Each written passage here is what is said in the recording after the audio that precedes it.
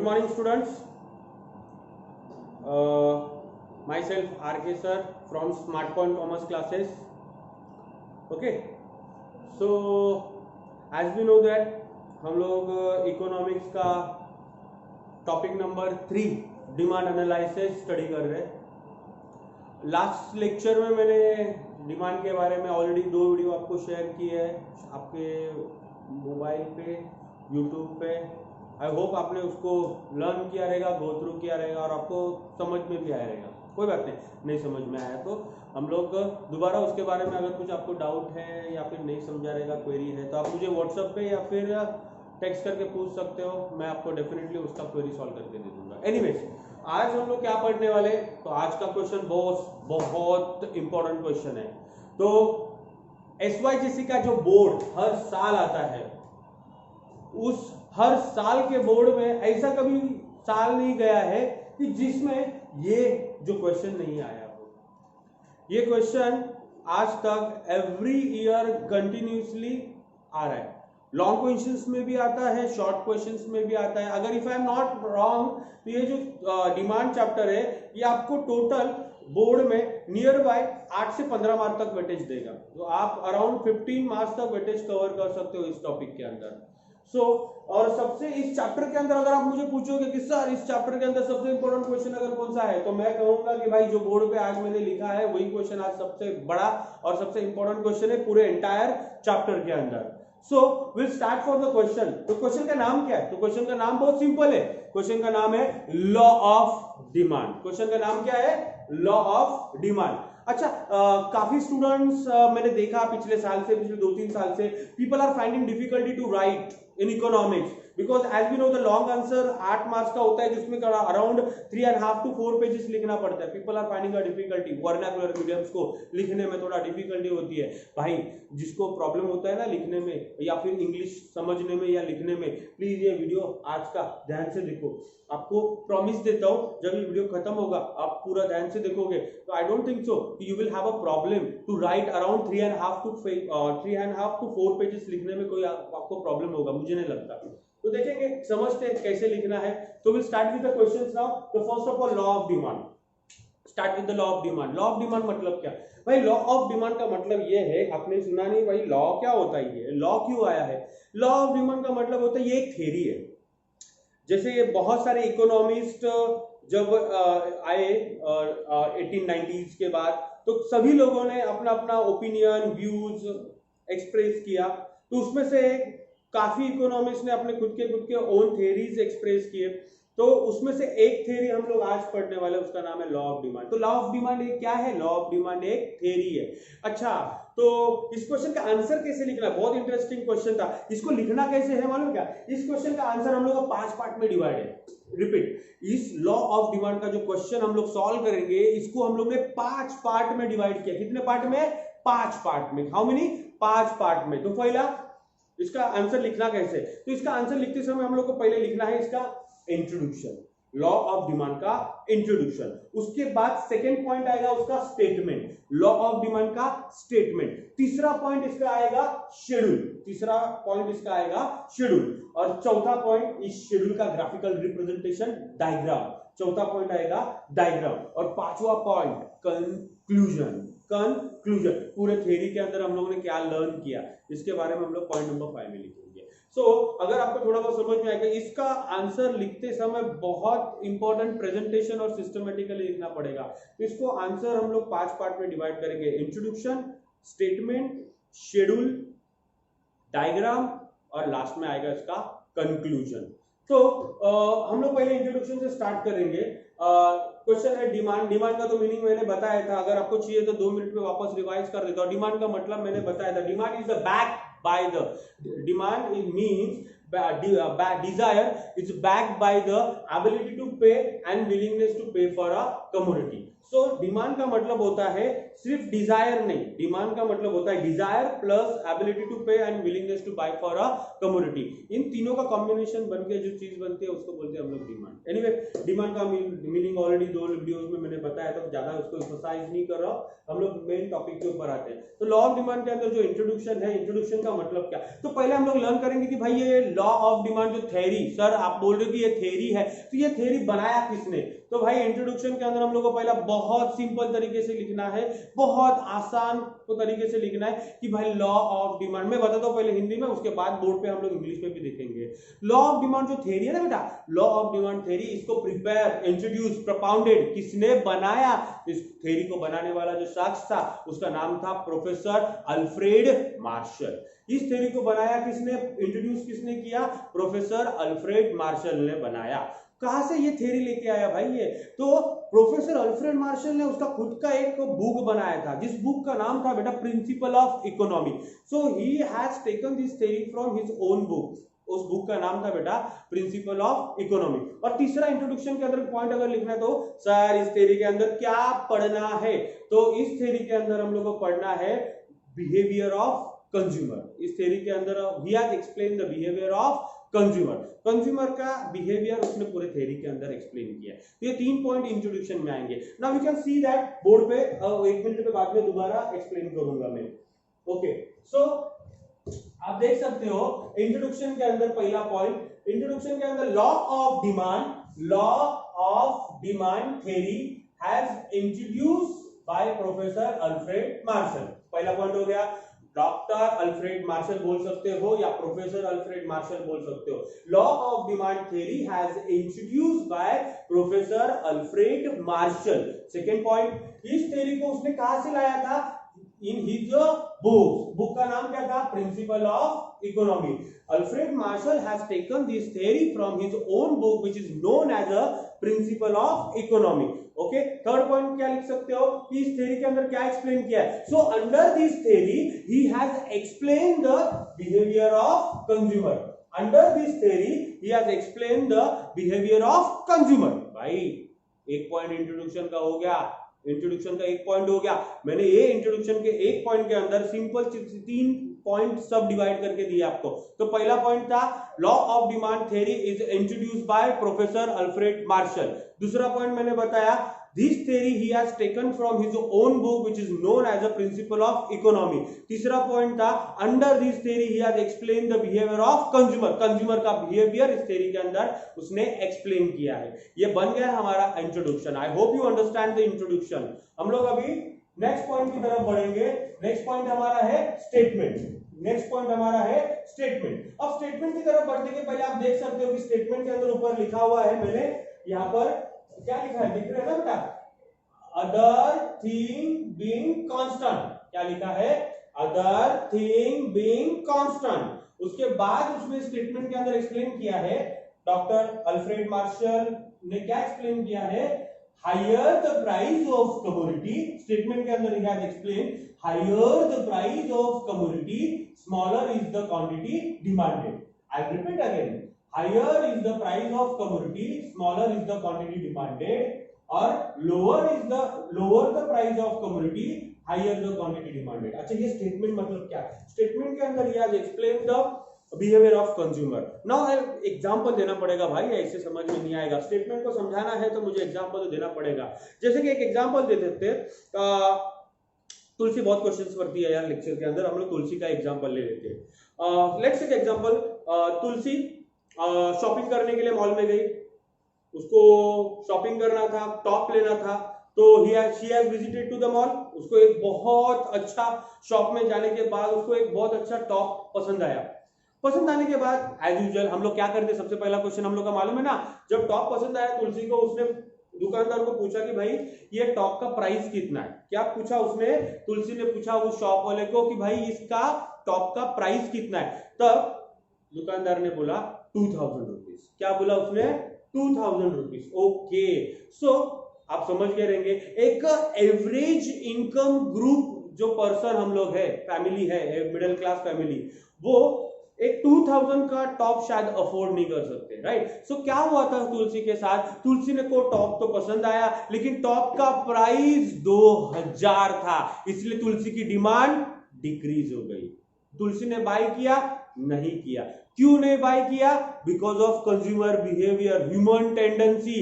Price ज्यादा demand कम। समझ में आया ना बेटा अभी एग्जांपल कि मॉल में जाने के बाद वो 2000 का टॉप सुनने के बाद तुलसी का डिमांड कम हो गया। क्यों कम हुआ डिमांड? क्योंकि प्राइस उसकी ज्यादा थी, नहीं लिया तुलसी, तो आ गई बेटा, नाराज हो गई, घर पे आई। थोड़े दिन के बाद थोड़ा दिवाली का त्योहार आ गया, फेस्टिवल्स आ गए, तुलसी दोबारा मॉल में गई। दोबारा मॉल में जाने के बाद उसने क्या देखा, सभी जगह पे मॉल पे डिस्काउंट ऑफर सेल लगा था, तो उसने वापस से वही शॉप में एंट्री किया और वही टॉप उसने देखा। लेकिन इस वक्त क्या हुआ था, उस टॉप पे 80% डिस्काउंट लिखा था। जो 2000 की टॉप थी वो 200 रुपए में मिल रही थी। अब क्या हुआ, अब समझ गए ना, अब क्या हुआ, प्राइस कम। अब इस सिचुएशन में तुलसी ने क्या किया रहेगा, डिमांड ज्यादा, क्योंकि वो 2000 का टॉप अभी कितने में मिल रहा था, 200 रुपए के प्राइस में मिल रहा था। इसलिए जब प्राइस किसी चीज की, बेटा सुनो ध्यान से, अभी समझ में आया हम लोग का पूरा कंसेप्ट, जब किसी चीज की प्राइस कम होती है तो मार्केट में उसकी डिमांड ज्यादा होती है, और जब किसी चीज की प्राइस ज्यादा होती है तब उसकी मार्केट में डिमांड कम होती है। भाई पूरे थ्योरी के अंदर अगर मुझे नहीं पढ़ाना है ना बोर्ड पे, इतना समझ लो, पूरा कंसेप्ट क्लियर हो गया। तो क्या पढ़ाना है, price high demand low, price low demand high, this is the human tendency what we have explain into the theory. यही थ्योरी के अंदर पूरा मार्शल ने एक्सप्लेन किया कंज्यूमर का बिहेवियर। तो इधर भी हम लोग वही पढ़ रहे हैं, वही, ज्यादा कुछ डिफिकल्ट नहीं है, हम अभी समझ जाएंगे। देखो हाई द प्राइस, प्राइस ज्यादा, high the price of commodity, कोई भी चीज की जब प्राइस ज्यादा होती है, स्मॉलर इज द क्वांटिटी, उसकी डिमांड कम हो जाती है। देखो प्राइस ज्यादा डिमांड कम, हो गया ना, समझ में आया कि नहीं? इसलिए एग्जांपल देना बहुत जरूरी है। नीचे भी वही लिखा है, कुछ नहीं बेटा, मैंने क्या बोला था, जब प्राइस कम होती है तब क्या होता है, डिमांड ज्यादा होता है ना। तो उसने वही लिखा है इंग्लिश में, थोड़ा हार्ड इंग्लिश लिखा है, lower the price of commodity, जब किसी चीज की प्राइस कम होती है, हायर द क्वांटिटी डिमांड, तब उसकी डिमांड ज्यादा होती है। समझ में आया? ये पूरा कंसेप्ट, ये स्टेटमेंट है। स्टेटमेंट के अंदर भाई कुछ नहीं बताया उसने, when the price of commodity higher, quantity demanded is lower, price of commodity lower, quantity demanded is higher. और ये क्या लिखा है, other thing being constant. Other thing being constant का मतलब मालूम है क्या बेटा, क्या होता है, डिमांड है ना बहुत बार चेंज होती है, और सिर्फ प्राइस की वजह से नहीं होती change, there are so many other factors are there. धीरे धीरे पढ़ाऊंगा ना भाई, अभी पढ़ाऊंगा तो समझ में नहीं आएगा। बहुत सारे फैक्टर्स होते हैं, जैसे कि पॉपुलेशन होता है, इनकम ऑफ कंज्यूमर होता है, taste and habit of consumer होता है, मतलब डिमांड बहुत सारी चीजों की वजह से चेंज होती है। लेकिन इसके अंदर मार्शल क्या बोल रहा है, जो अदर फैक्टर है, there should be remain constant, they should be remain constant, तभी जाके इसका थ्योरी है एप्लीकेबल होगा, otherwise this theory is not applicable. ये पॉइंट का मतलब हम लोग और थोड़ा नेक्स्ट वीडियो में डिटेल में पढ़ेंगे, जिसका नाम है factor of affecting the demand, के अंदर आपको ज्यादा क्लियर होगा। एज ऑफ नाउ आप इतना ही समझ लो कि यहां पर हम लोग सिर्फ रिलेशनशिप डिस्कस कर रहे हैं प्राइस और डिमांड का, किसका, प्राइस और डिमांड का, और अदर जो फैक्टर्स है वो कैसे होने चाहिए, they should not be change, it should be remain constant. इसका मतलब इसीलिए उन्होंने लिखा है अदर थिंग बीइंग कांस्टेंट। ये जो पॉइंट हो गया ना दो, ये एक इंट्रोडक्शन हो गया और बेटा एक स्टेटमेंट हो गया। हम लोगों ने कितने पॉइंट कवर किए लॉ ऑफ डिमांड के, अभी तक हम लोगों ने 2 पॉइंट कवर किए, दोनों point I hope you understand. Don't worry, नहीं समझ में आ रहेगा तो वीडियो के एंड में 2-3 मिनट में रिवाइज वापस से कराने वाला हूं, हम लोग तब तक आगे बढ़ते हैं शेड्यूल की तरफ। ये तीसरा पॉइंट हम लोग करने जा रहे हैं शेड्यूल। शेड्यूल तो आपको फेवरेबल हो गया रहेगा, अभी शेड्यूल लिखना मुझे लगता है बहुत सबसे आसान तरीका है। यहाँ पर 2 एग्जांपल दिए, मैंने बोला ना हम लोग इस टॉपिक के अंदर क्या एक्सप्लेन कर रहे हैं, प्राइस और डिमांड का रिलेशनशिप एक्सप्लेन कर रहे हैं। तो प्राइस और डिमांड, यहाँ पे देखो आप टेबल और डिमांड शेड्यूल लिखा हुआ है। डिमांड शेड्यूल का मतलब होता है बेटा टेबल, और टेबल के अंदर आप देख सकते हो कि मैंने टेबल के अंदर 2 पार्ट डिवाइड किए, बराबर है ना। और भाई सीधी सी बात है, 2 पार्ट कौन से, एक है उसका प्राइस और दूसरा है डिमांड। 2 कॉलम डिवाइड किए, एक है प्राइस ऑफ कमोडिटी और डिमांड फॉर अ कमोडिटी। और कमोडिटी की जगह पे मैंने एग्जांपल और ज्यादा समझने के लिए मैंगो का लिया, बिकॉज ये सब तो मैंगो मिलने वाला है नहीं, तो बोलो तुम लोग को मैंगो का एग्जांपल तो एटलीस्ट दे देता हूं। तो मैंगो का एग्जांपल मैंने दिया हुआ है, आप देख सकते हो नीचे मैंने क्या लिखा है, price of mango per KG. आप कोई भी एग्जांपल है, आप एप्पल ले सकते हो, आप पपैया ले लो यार, केला ले लो, क्या फर्क पड़ता है। Demand for mango in a KG, 2 example दिए।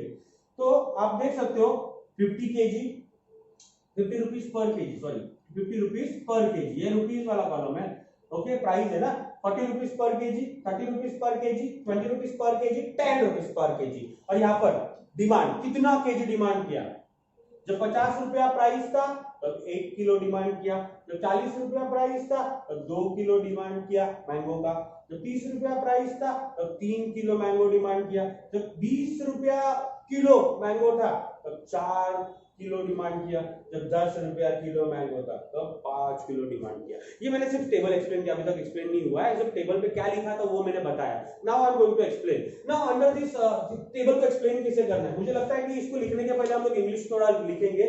आपको इंग्लिश में थोड़ा लिखने के लिए जिसको डिफिकल्टी होती है वो थोड़ा लो भाई, सिंपल इंग्लिश भी नाम की कोई चीज होती है, आसान तरीके से भी हम लोग लिख सकते हैं, right. Advance knowledge not in important. तो मैंने क्या लिखा है बेटा, demand schedule in about schedule, how to explain in English now, इन बाद में हिंदी में समझाऊंगा। In about schedule Dr. Alfred Marshall has explained the functional relationship between the price of commodity and quantity demanded for a commodity. Point number 1. नहीं समझ में आया, दोबारा बताता हूँ। In above schedule, Dr. Alfred Marshall has explained the functional relationship between the price of commodity and quantity demanded for a commodity. Point number 1 is clear. Point number 2. When you can see that when the price of mango is rupees 50 per kg, when price of mango is rupees 50 per kg, at the same time what happened at the same time, the quantity demanded for a mango is only 1 kg.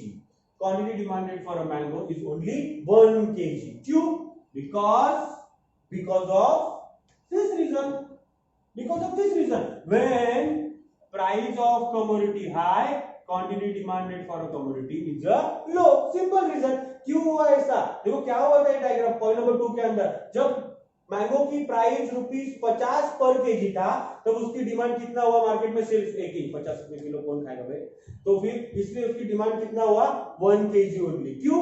Because price high demand low, human tendency, consumer का behaviour. उसके बाद point number 3 को explain करने के लिए आप जा सकते थोड़ा नीचे, you can see here when the price of mango is reduced from 50 rupees per kg to 10 rupees kg, क्या हुआ था तब, क्या हुआ, डिमांड देखो, demand shifted from 1 kg to 5 kg। समझ में आया क्या हुआ? जब मैंगो के प्राइस 10 रुपया किलो हो गए, क्या हुआ, जब मैंगो के प्राइस 10 रुपया किलो हो गए तब उसकी डिमांड 5 किलो हो गई।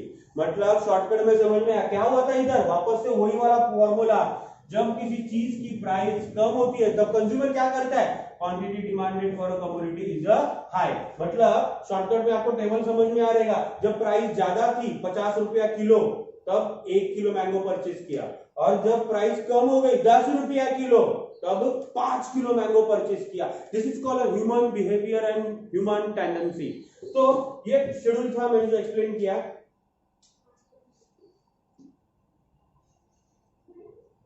ओके सो समझ में आया ना बेटा क्या हुआ था, ये डिमांड शेड्यूल के अंदर सी नाउ, अगर एक लास्ट बार वापस से समझा देता हूं, बाकी मुझे डायग्राम में बनाना है बेटा। सो डायग्राम बनाने के पहले वापस से टेबल का एक्सप्लेनेशन दोबारा। See in about schedule doctor Alfred Marshall has explained the functional relationship between price of commodity and quantity demanded for a commodity. Point number 1। Point number 2 के अंदर क्या लिखेंगे, when the price of commodity is ₹50 per KG, at the same time quantity demanded for a commodity is only 1 kg. Why? Because when the price of commodity high, quantity demanded for a commodity is low. Then when the point number 3, when the price of commodity is shifted from 50 rupees per kg to 10 rupees per kg, what happened that point of time? At the same time, quantity demanded for a commodity is increased from rupees 1 kg to 5 kg. Why? क्यों increase हुआ demand? Because of one reason. When the price of commodity is low, quantity demanded for a commodity is high. Schedule हो गया।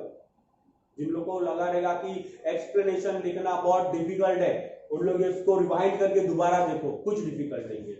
Now I go for a table. Table का diagram, तो diagram में अपने आराम से थोड़ा बताऊंगा आपको। देखो तो मैं बना के दिखाता हूँ बेटा आपको, मेरा थोड़ा बोर्ड पे थोड़ा सा एडजस्ट कर लेना, थोड़ा बोर्ड पे शायद क्लियर आएगा नहीं बेटा।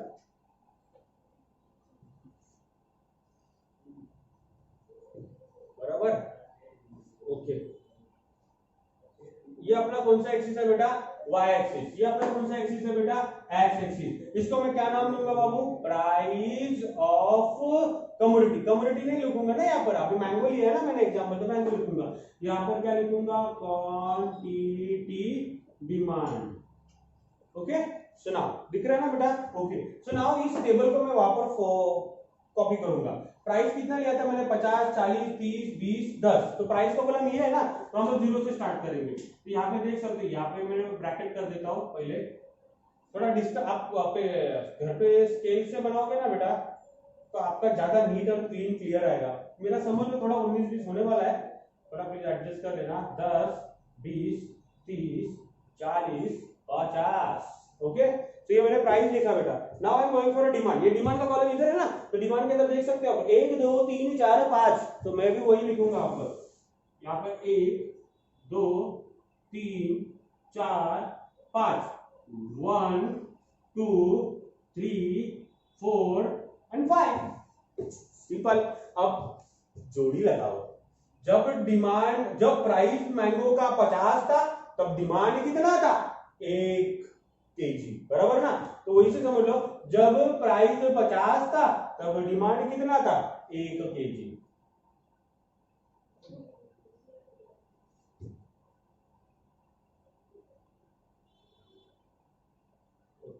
जब प्राइस 40 था तो डिमांड कितना था, 2 केजी,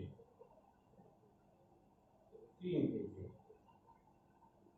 4 केजी। थोड़ा मिस्टेक से हो गया, भावनाओं में बह गया बेटा मैं, तो रिपीट करता हूँ।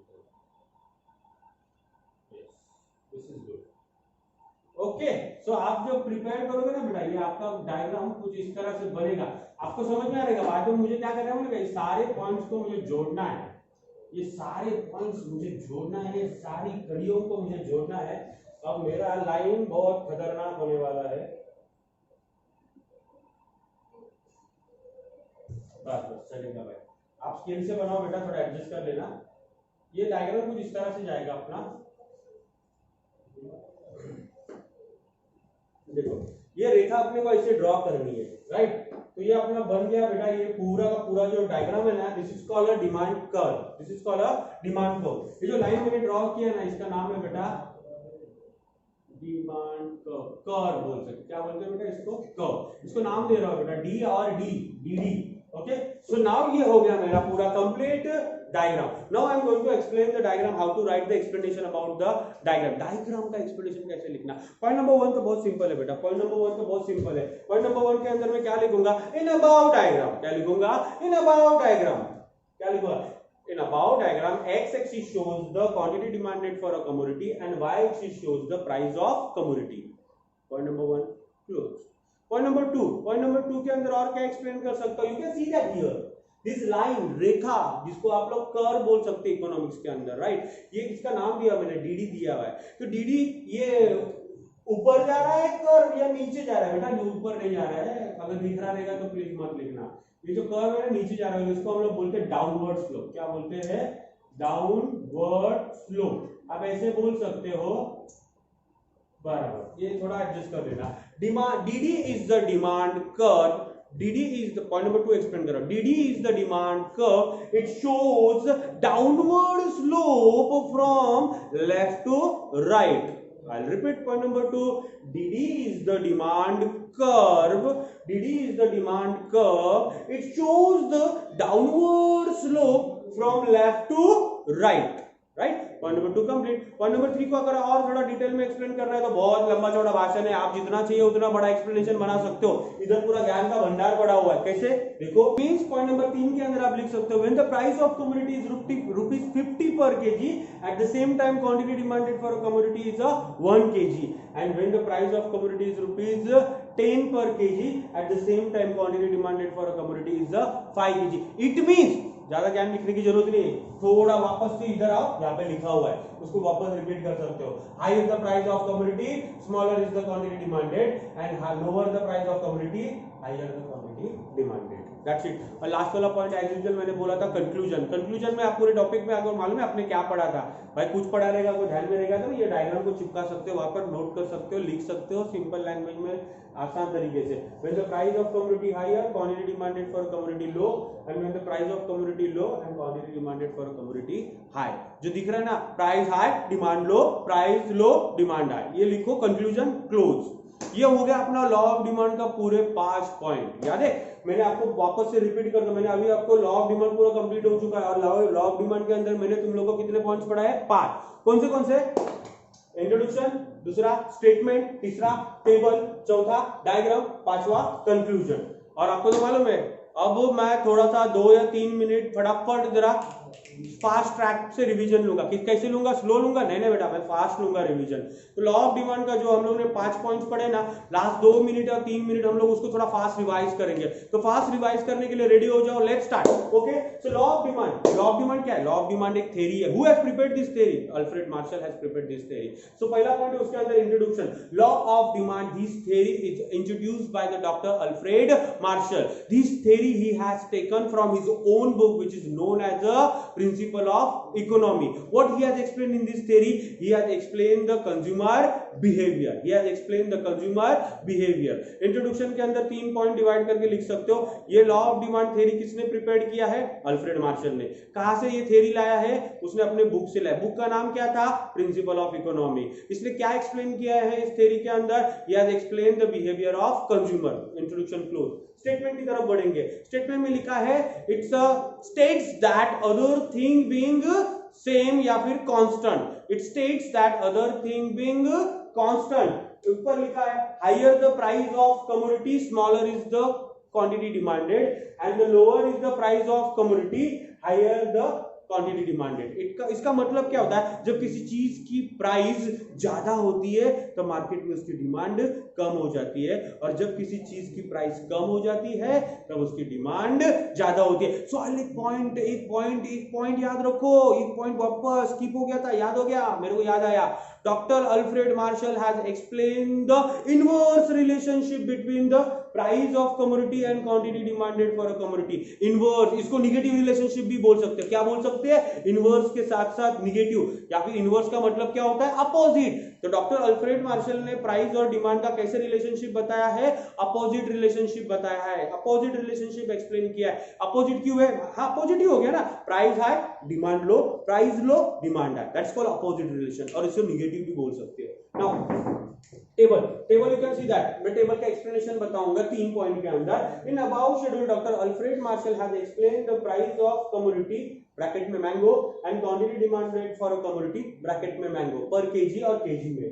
Now point number 2, when the price of commodity is rupees 50 per kg, at the same time quantity demanded for a commodity is 1 kg, it means when the price of commodity higher, quantity demanded for a commodity lower। मतलब जब किसी चीज की price 50 रुपए आती है mango की, तब उसकी डिमांड मार्केट में 1 kg हो गई। क्यों? जब प्राइस ज्यादा थी तब डिमांड कम हुई थी। पॉइंट नंबर 3 के अंदर when the price of mango is reduced from 50 rupees to 10 rupees, at the same time क्या हुआ?